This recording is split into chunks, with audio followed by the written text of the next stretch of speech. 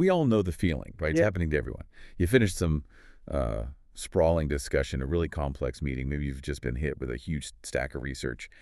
And the immediate reflex, Oh, I know. you drop it into an AI tool, your second brain, Oh. and you just ask for the perfect summary, the prioritized action list. The key context. Exactly. And the utility, I mean, it's undeniable.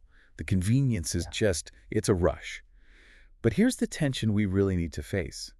While AI helps us organize everything instantly, are we in the process outsourcing the actual mental heavy lifting, the work that generates real insight? That is precisely the mission of this deep dive. We've gone really deep into the analysis from Johan Steyn, specifically his work on cognitive independence and the AI second brain. We're trying to move past the simple excitement and really understand this new kind of digital dependency that's, well, it's forming right in front of us. We're looking at what happens not just professionally, but cognitively when memory and critically interpretation become a service.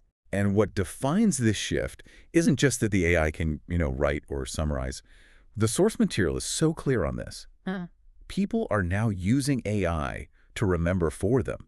Fundamentally. Think about it. You drop in 40 pages of meeting transcripts, and you immediately ask for context on a discussion you maybe weren't even fully paying attention to. You request a tidy action list, and you rely on the AI to literally hold the thread of a huge, complex project. It's just supercharged the whole idea of a second brain. It absolutely has. I mean, before AI, a second brain meant disciplined, painstaking work, structured note-taking, complex tags, meticulous organization. The effort of doing that was, in itself, a way of remembering. Right. Now you get the same result from a quick prompt. You ask, what was the client's mood last week? Or summarize the top 3 arguments for this proposal. And you get an instant prepackaged answer. The appeal is overwhelming. But the trade-off, as Steyn's work really points out, is that when memory becomes a service, our capacity for deep thinking, it can start to atrophy. Okay, let's unpack that dependency a bit. Yeah. Because humans have always tried to offload memory, haven't we? This isn't totally new. No, absolutely not. And the sources are grounded in that. Humans have always externalized memory. Clay tablets, paper scrolls, diaries, Filing cabinets. cloud drives. In every single one of those leaps, the promise was identical. Improve efficiency, reduce our cognitive load, and, free up the brain for higher order thinking.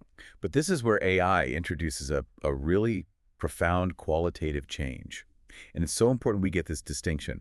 Your traditional tools, your diary, your cloud folders, they only stored the raw information. Right. If you open that folder, the user still had to read it, interpret it, connect the dots. You were the one making the meaning. That is the powerful shift. The AI removes that step. It performs the interpretive layer. It does the sense-making. Exactly. It summarizes, it extracts themes, it creates a coherent narrative where one might not even exist, and it suggests what you should do next. So it moves the tool from just, storage into the realm of sense-making. It tells you what your notes mean. And why do we jump on this so fast? Yeah. Well, it's because modern professional life is just an attention overload crisis. If you're busy, you're distracted, the AI second brain offers this immediate, intoxicating relief. It's a place to dump complexity. A place to dove it, hit a button, and get back packaged actionable clarity. It feels like you're outsourcing the administrative burden of thinking. And that's the danger. It's the path of least resistance.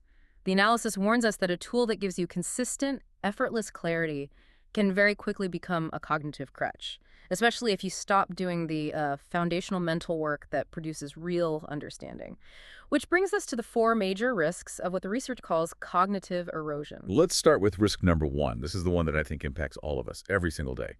Shallow comprehension. This is a silent risk. When you mostly engage with something through an AI summary, you get the feeling of being informed. You can recite the bullet points. Yeah. But you aren't truly grounded in the actual material.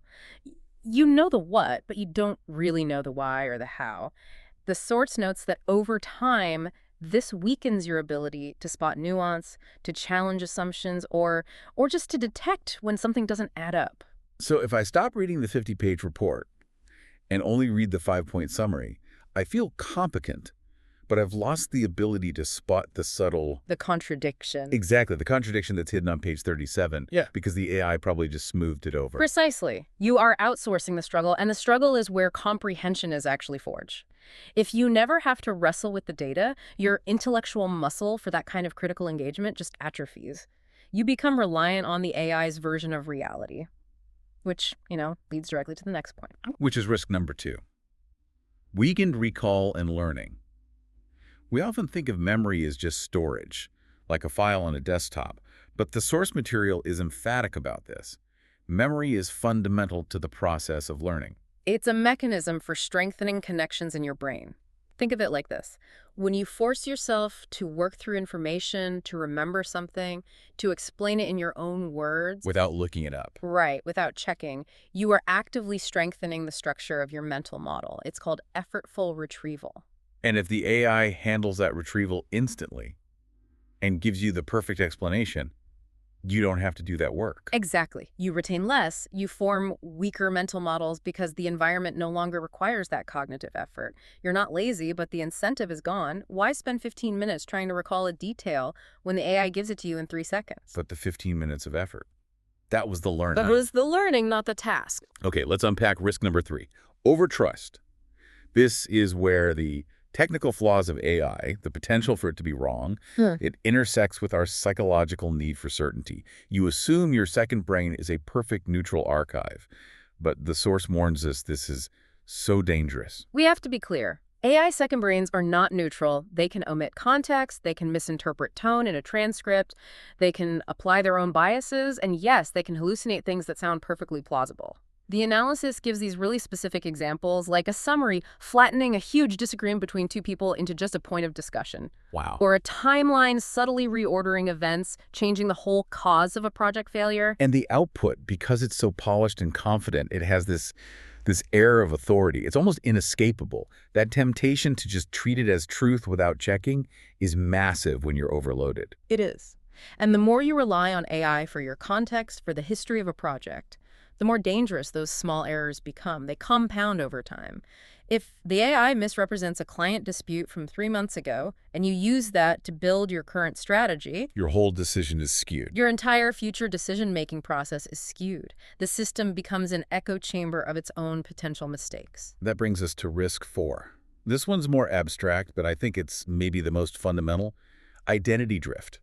This gets into the psychological relationship we have with our own history. Yeah, this risk is about ownership of your own narrative. Our memory is so tied to who we are, it shapes our story, our values. Well, the self. Our sense of continuity, exactly. So Yeah. when you outsource reflection itself, that quiet internal process of turning experience into lessons, it means a system becomes the primary keeper and narrator of your own experiences. Wait, I'm going to drill down on that. Does this mean the machine could be kind of unintentionally curating my professional story for me? Like, am I getting a second brain that only highlights my successes? And maybe it subtly suppresses the memories of my failures, just because those notes were too messy to summarize. That is a very real possibility. When you offload the synthesis, you offload the curation. If an AI is optimized for, efficiency and positive outcomes, it might inadvertently prune the difficult or ambiguous memories that were essential for your growth.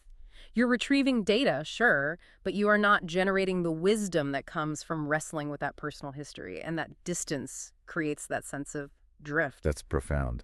The difference between retrieving data and generating wisdom. We have to make sure the first one doesn't completely replace the second. Absolutely. We have to learn how to be the master of this technology, not its servant. So this brings us to the big question. The goal can't be to just reject AI and go back to paper notepads. How do we use it in a way that actually strengthens our cognition rather than just replacing it? That's the pivot point. The goal is cognitive independence, but supported by AI, not cognitive rejection. So let's give the listeners some specific, actionable strategies from this research to protect those mental muscles. Okay, the first rule is simple, but it's transformative. You have to treat the AI as a high-speed retrieval assistant and not as an unquestionable authority. But what does that look like, when you're busy? If the AI summarizes my meeting and gives me 3 action items, how do I apply that mindset without just doubling my work? You build a simple verification habit. When it gives you a summary, ask it for the supporting detail. Ask for the direct quote. For example, show me the original transcript section where the CEO approved this budget. I see. That one step forces the AI to show its sources. It checks against both hallucination and misinterpretation. It's a great check on overtrust. I like that. You're using the AI's power to verify the AI itself. What's next? The research strongly recommends this. Periodically, write your own synthesis before you consult the machine. Okay, that sounds a bit like homework, though. Again, people are using this to save time. How do you do that practically? It doesn't have to be a whole essay. It can be a 10-minute mental sprint. Before you upload those notes, just spend 5 minutes writing down in 3 bullet points what you think the key takeaways were. It forces you to engage, to prioritize, to solidify your own connection to the data before the AI gives you that polished clarity. That makes sense. You're capturing your own first draft of understanding. Huh. Okay, and the final strategy. Use the AI to test your thinking, not to avoid it. If you've come up with a plan or an argument, use the AI to stress test it. Ask it to critique your action list from another perspective. Or ask for counter-arguments. Exactly. Ask it for 3 strong counter-arguments to your main proposal. So instead of what should I do, you ask, what are 3 reasons my plan will fail? That's leveraging the machine to improve your judgment, not replace it. Precisely. It makes the AI a sparring partner, which requires you to have your own argument ready first. And beyond the individual, organizations, they face a huge challenge here, separating convenience from competence. Oh, they do. AI summaries boost productivity, no question. But leaders need to create strong verification habits. They need absolute clarity on what is the official human-verified record. The danger is that systems that just prioritize speed will eventually erode reliability. And then there's that training risk you mentioned. This feels huge. If junior employees are learning from polished AI summaries instead of, grappling with the raw data, the messy transcripts, what are we losing? They skip the cognitive labor, the work required to build real context and judgment. They might produce fast, polished outputs, but without the strong foundation, you need to spot anomalies or make nuanced calls when the AI is wrong. They're fluent in the summary of the knowledge, but they don't own the source. Which brings us to education. The task for educators can't be stopping students from using AI to remember things. That battle's over. The task is to protect the mental muscles that truly matter.